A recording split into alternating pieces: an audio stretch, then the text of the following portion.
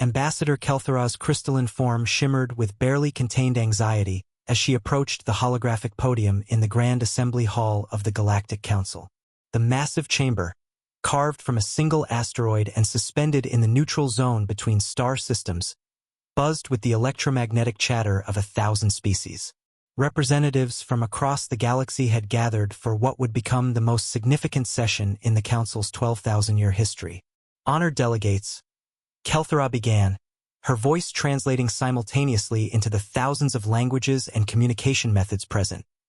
We convene today to address the situation regarding species 7834H, commonly known as humans. A ripple of unease passed through the assembly. The Vortak delegation's tentacles writhed nervously, while the gaseous ethereals flickered between visible spectrums. Even the ancient architects, being so old they remembered the formation of the first galaxies, leaned forward with interest. Council Prime Zirion, a being of pure energy contained within a biomechanical shell, materialized at the center of the chamber. The floor recognizes the Zephyrian Intelligence Division. Present your findings. Commander Thesvik, her blue-scaled form rigid with military discipline, activated the central holodisplay. Three-dimensional star charts filled the space above the assembly, showing the contested border regions where humanity had recently expanded. 7 standard cycles ago, Thesvik reported, the Kralthak hegemony declared war on the human colonies in the outer spiral.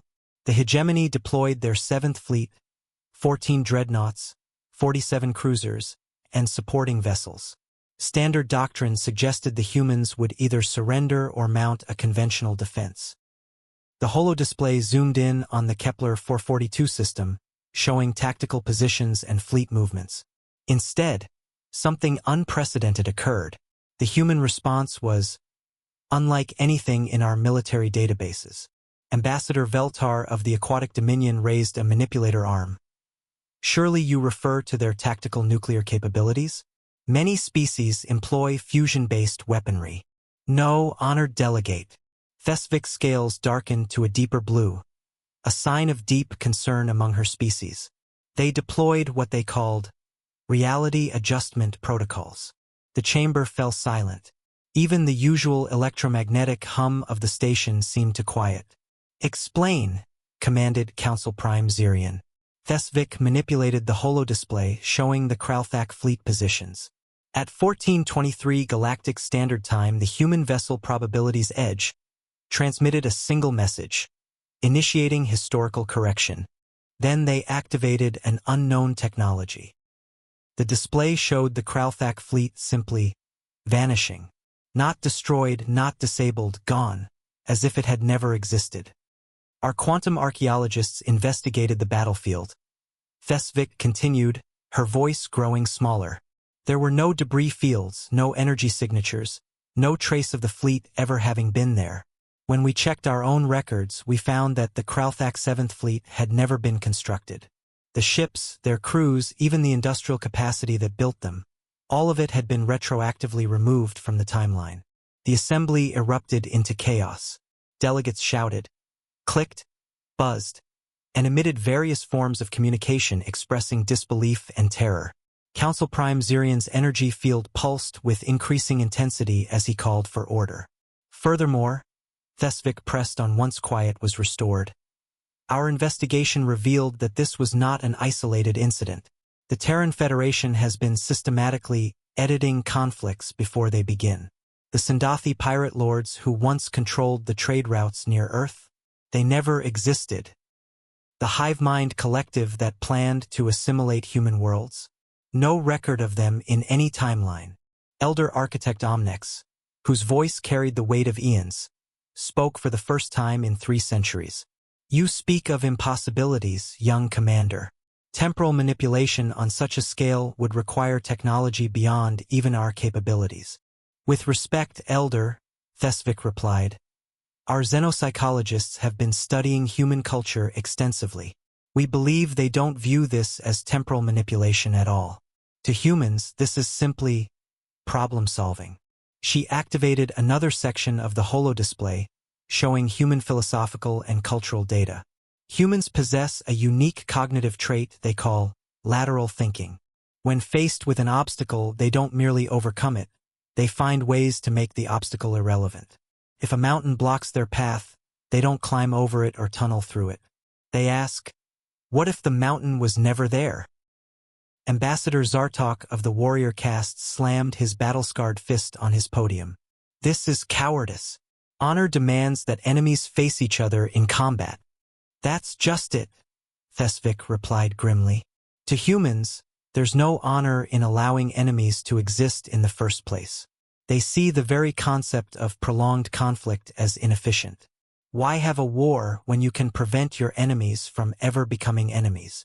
The chamber buzzed with translations as species tried to comprehend this alien philosophy. The concepts simply didn't translate properly into most galactic languages. Dr. Elena Vasquez materialized via quantum telepresence, becoming the first human to address the Galactic Council.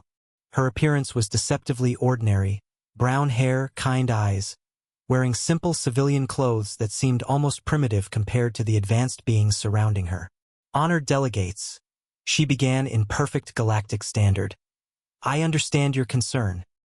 From your perspective, our methods seem extreme, but you must understand that for humans, existence itself is precious.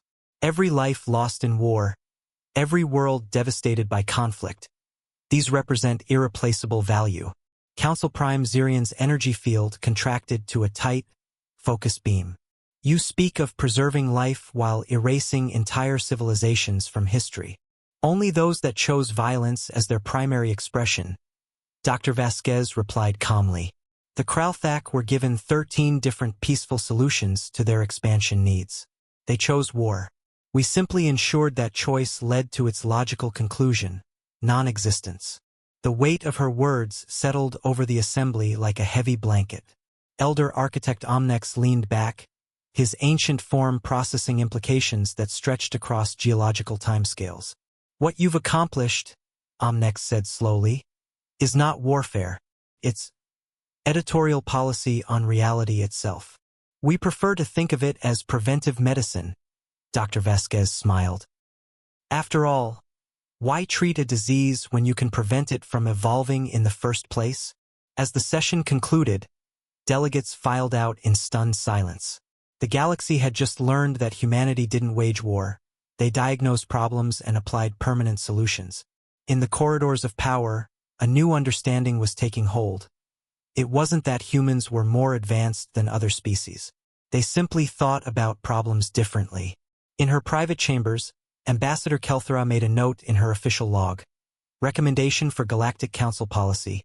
Full diplomatic immunity and non-aggression pacts with Species 7834H. Reasoning. They don't defeat enemies.